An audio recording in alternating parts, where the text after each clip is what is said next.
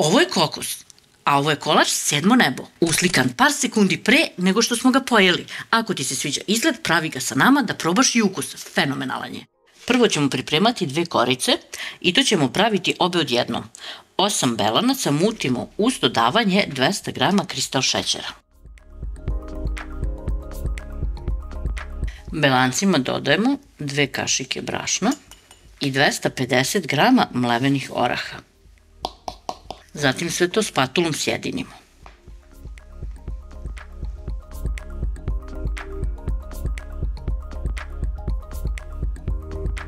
I masa za 2 korice nam je gotova.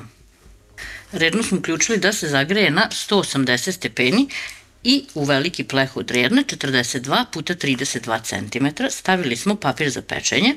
Stavljamo celu ovu sada smesu za obe kore. Zatim je ravnomerno razvučemo. A zatim nosimo da se peče.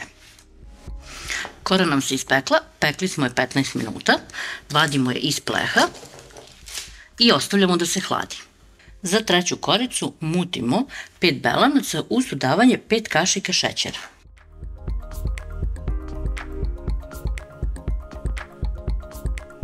U mućenim belancima dodajemo 100 g kokosa i sve promešamo.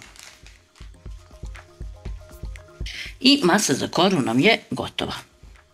Uzimamo onaj isti pleh u kojem smo pekli prethodnu koru i na pola pleha stavljamo papir za pečenje. Ovako ga savijete da napravite pregradu.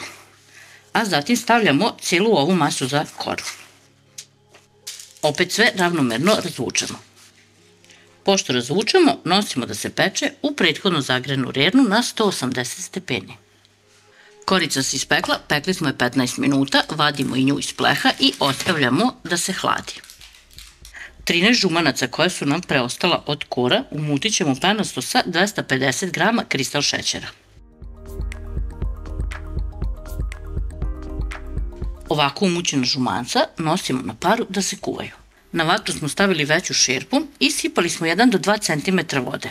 Zatim stavljamo ovu šerpu sa žumancima i od momenta kada nam voda provri, kuvat ćemo 10-12 minuta žumanca i šećera. Kada nam se krem od žumanaca skoro skuvao, dodajemo 100 g kvalitetnije crne čokolade. I sad mešamo dok se ona ne otopi. Kada nam se čokolada otopila, fil ćemo još kuvati minut do 2, pa onda skidamo sa vatre i ostavljamo da se hladi. Penasto ćemo umutiti 250 g omekšalog margarina ili maslaca. U ohlađeni krem od žumanaca dodajemo ovaj umućeni maslac i mutimo sve zajedno. Malo još sve promešamo spatulom i krem nam je gotov. Prvu koru presekli smo na pola tako da smo dobili 2 korice. Stavili smo prvu na tacnu i sada ćemo je ispolivati sa malo mleka. Sačekamo da mleko upije, pa ćemo mazati fil. Možete ovako da pomognete sa četkicom.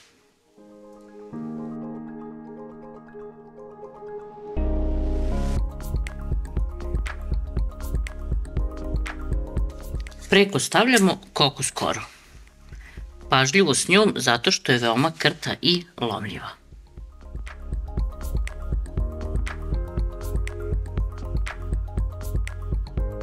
Pošto stavimo kokos koru i nju ćemo preliti sa malo mleka.